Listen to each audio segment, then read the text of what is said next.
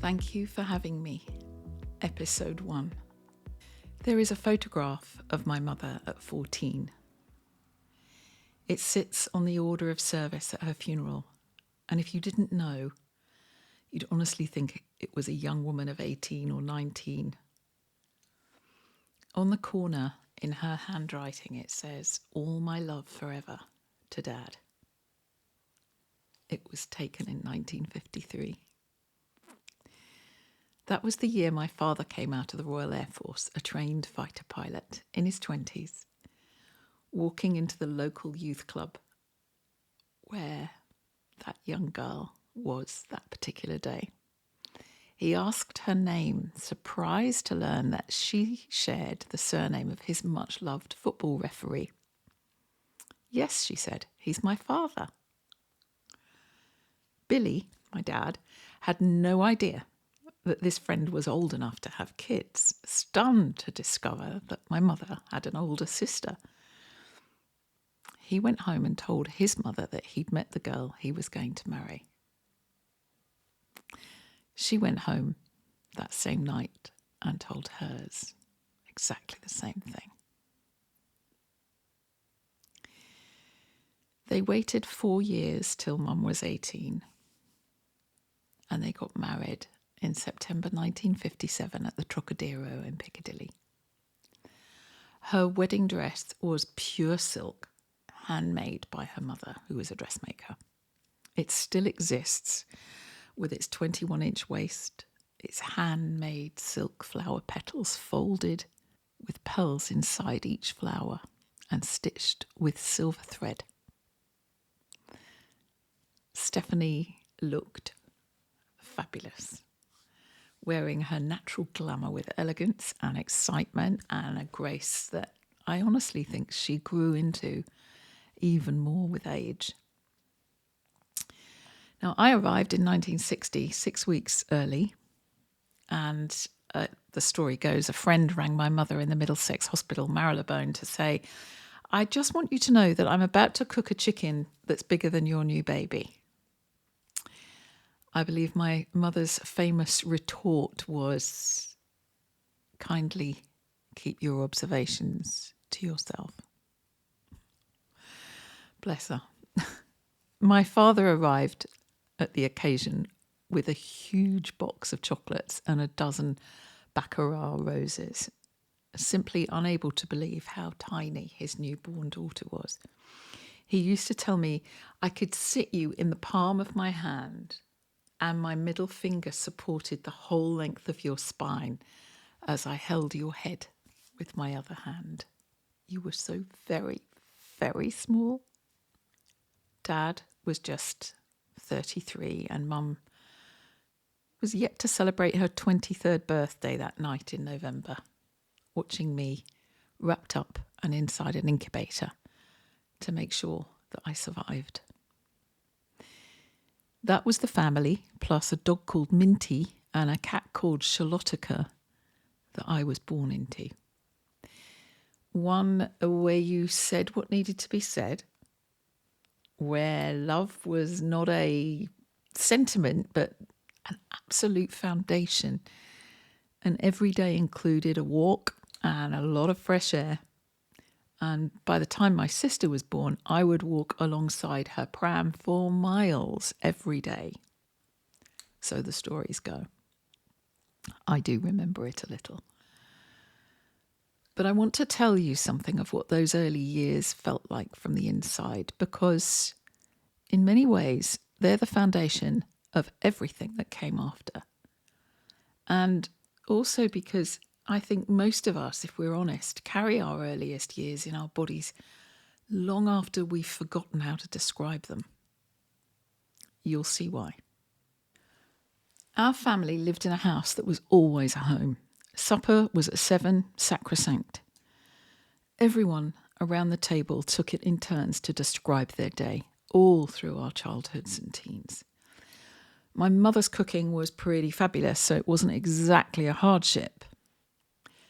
On Friday nights, she made Sabbath dinner, and as we grew older, my sister and I could invite whoever we wanted. She would stand there quietly, lighting the candles, circling them with her hands, and saying a blessing of light for us all. And my father would share wine and break salted bread, handing a piece to everyone around the table. And he'd always say, a piece for you, and a piece for you, and a piece for you, looking each one of them in the eye as he gave them bread. And that ritual blessed the whole week somehow. It was a constant love you could always come home to.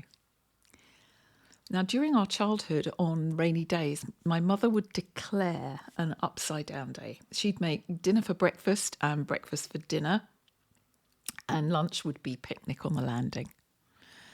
And then after the rain had subsided, we could go puddle bashing in our Wellington boots, which she called puddle bashers. And we each had a huge rainy day box under our beds full of coloured paper and old egg boxes and glue, coloured pencils, and we had to play, or we wanted to play. Magicalness was her hallmark and at her best. She could transform anything. I mean, once I remember my aunt, her sister, dropped off our cousins at short notice, and the only food in the house was some leftover bolognese sauce, some cheddar cheese, and a bag of potatoes. And there were loads of kids in the house. And my mother baked the potatoes, scooped them out, put bolognese in the bottom of each half, and topped it with mash and a piece of cheese, and then put them all back in the oven to melt the cheese over the top. And that was the birth of bolognese boats. And we all absolutely loved them and used to ask for them at the weekends. And Mum used to call it doing a Jesus, transforming something out of nothing. And each summer we drove to the south of France to camp with our cousins, and she would turn all the back seats into a sort of built-up playroom for me and my sister. And we would all sing along to Nancy Sinatra and Lee Hazelwood and all the crooners and Shirley Bassey all the way. We grew up as a large, happy, extended family with our grandparents, our cousins, our aunts and our uncles, my parents' cousins, our second cousins. They're all woven into ordinary life as well as holidays. And although it was a very strict and disciplined life, it was a childhood rich with magic and focused on family occasions. Now, my grandfather on my mother's side, Solomon, or Solly, the referee my dad adored, was one of the presiding presences in that early world. I adored him too. We all did. He was the seventh child of the seventh child, so family legend had it, and to me, he was simply the Merlin. I remember when he took me to Hamleys just before my 6th birthday to choose whatever I wanted. I can still remember looking up at his cufflinks as he held my hand. I must have been tiny. And I gazed up and I saw on the top shelf this beautiful grey, it was like a rocking horse, but it was a rocking donkey high up on a shelf that seemed so huge to me. And I remember my mother was holding my other hand and she pulled it and she scolded me, saying, choose something small. And I pointed at a teddy bear or a doll. I would never, ever want to upset my papa. So I chose, I think it was a bear. And on my 6th birthday, there was a special delivery and a knock at the door. And this enormous box arrived. Of course, it had the rocking donkey in it. I still treasure it. And my wonderful grandfather became ill just before I was 10. My sister and I can still remember, sobbed at the hospital when we came to see him. And I'd made him an octopus toy out of the wool and bits in my rainy day box. And he'd written 2 things in my autograph, as I said in episode 0 that year. And the first was, today is the tomorrow you were worrying about yesterday, and all is well. It didn't seem that way. And the second thing he wrote, don't have a wishbone where your backbone ought to be. And he died shortly after, with the octopus in the crook of his arm. I missed him with an intensity that surprised me. Even at that age, it seemed extraordinary how much I wanted to talk to him and how much I wanted to spend time with him. I think there's some people in our lives leave a very specific shaped absence. And for sure, he left a message that shaped my life. Before I tell you about the shape of that childhood from the outside, I want to tell you something about it from the inside, something that I didn't really understand until I was in my 40s, learning bodywork in a room that I didn't realise at the time reminded me subconsciously of somewhere I'd been before. I was 2 years old when my mother became pregnant with my sister Caroline. I somehow got hold of the dog's pills and I ate them and found myself in hospital having my stomach pumped out, which is as unpleasant as it sounds, especially for a 2-year-old. Now, the laws in hospitals in 1962 were what they were, and the practice was what it was. And I was placed in a cot with bars in quarantine and left alone for 24 hours. I sobbed. I sobbed at the top of my voice, calling for my mummy all night long. Utterly bewildered and frightened, alone in a cot with bars I can still recall. My parents, it turned out, were sitting in the car park outside the window, longing to get in, barred by the rules of the time. They could hear me, I couldn't hear them. Now, I had no conscious memory of this. I did not remember it at all until I was in my 40s, training in structural integration in the United States, and I was being used as a model for facial, mouth and nasal work in a room very similar to an operating theatre. And something in the room, the neon strip lighting, the clinical atmosphere, the ceiling tiles, the experience of the bodywork in that particular way, reached back past 38 years and ignited the frozen in the tissue emotions of a 2-year-old in that hospital cot, quarantined. I went into a state I can only describe as comatose with distress. And at the time, nobody quite knew what to do with me.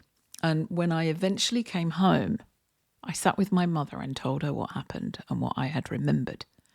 How, although I was silent, all I could hear in my head was the sobbing of a child crying, "I want my mummy," on the in-breath. And I made the sound for my mother.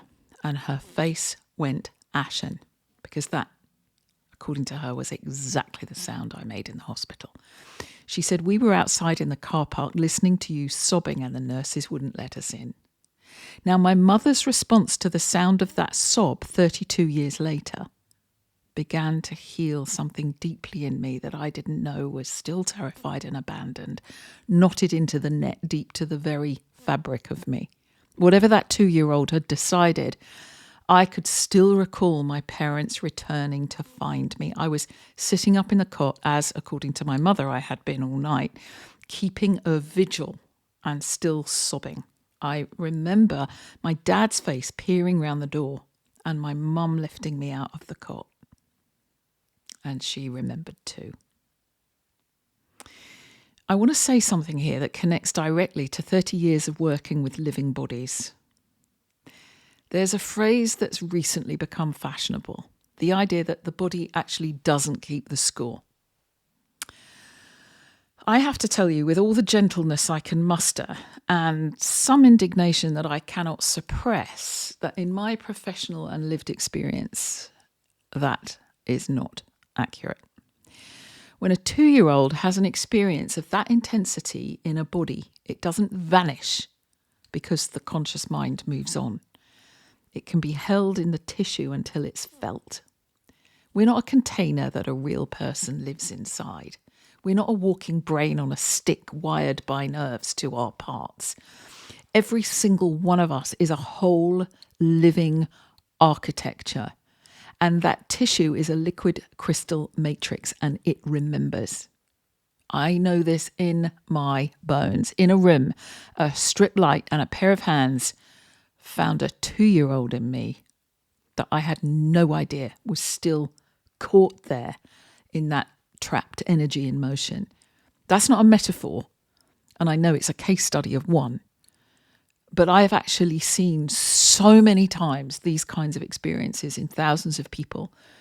It actually makes a kind of hypothesis that suggests the idea that the body doesn't keep the score is preposterous. How it keeps the score is what's in question. And that is the body doing precisely what the body is designed to do. And we'll dive a bit more into this truth in later episodes. But what that experience gave me 38 years later was something I didn't know I was still carrying. Being able to remember it as an adult allowed me to process it as an adult, in some ways to parent myself through it, to re-feel those suppressed emotions. And I have to say that reflected in the loving recognition of my mother remembering with me somehow granted me permission to reframe and dissolve those unfelt emotions. It somehow unknotted the net in a way and became a very important key thread in my work and in my life. My mother's response, her listening, almost 40 years later, mattered. She didn't minimize it. She didn't explain it away. She confirmed it through her own experience and through the physical, instinctive response that she had when I made that sound. She hadn't forgotten. She'd been there, outside the window, unable to reach me. Yet she had never forgotten either.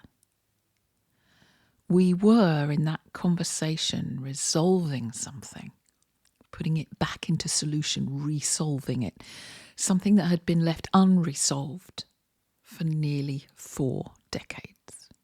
It went into resolution, dissolving in the liquid crystal matrix of both our deeply connected forms and the resonance field between us.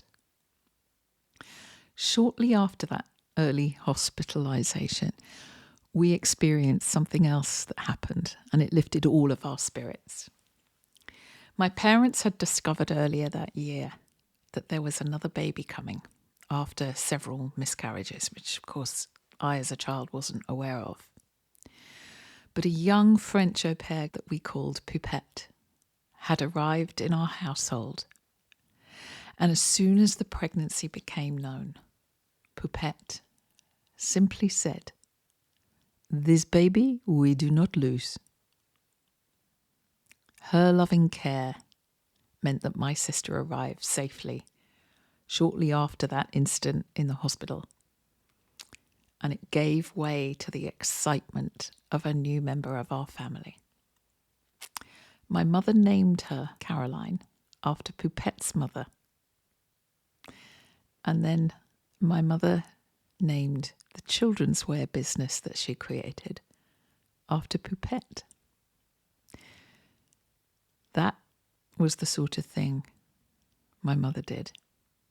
It was her way of saying thank you from her heart, to walk the talk, as she called it.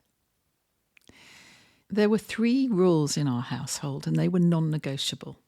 No whining, no sulking, and no boredom.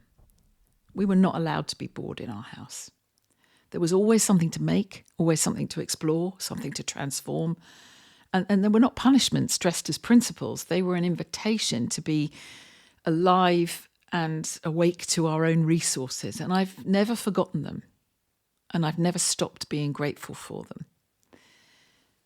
My mother kept letters I'd written to her years later, thanking her for the gift of making everyday life magical and how much it had meant to me.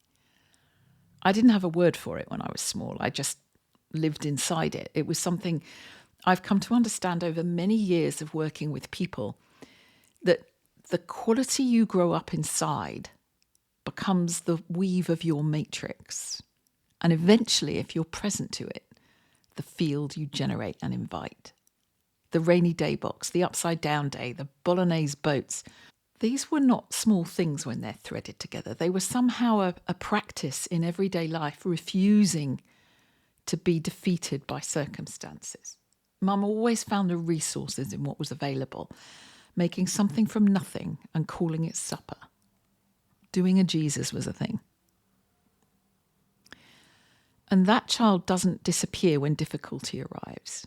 She somehow goes quiet. She waits. She knows the next thing is to get resources, because in the end, it will be okay, more than okay. It will somehow become magical.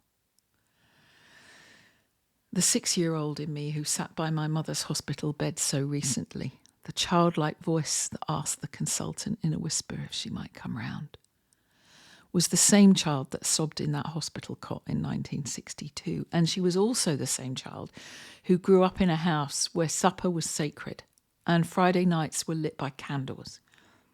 And the rain was an invitation to play. The same child whose parents read poems to her and her sister every night. And at the same time brought each of us up very strictly, but with a lot of loving and a lot of devotion that hallmarks our family. And somehow we each hold all of those aspects of our inner child as the same person. It seems all of them are present all of the time in the body they grew up in and as. And a being like you that folds all their stories like origami, like tapestries, woven into the fabric of the form, shaped by those experiences, regardless of who we are. That night, sitting with Mum through that vigil with my beloved sister sat down beside me, she invited me into those folds to feel the weave like Braille to a blind person wondering how the magic would unfold without her there. I'll see you in episode 2, and as always, thank you for having me.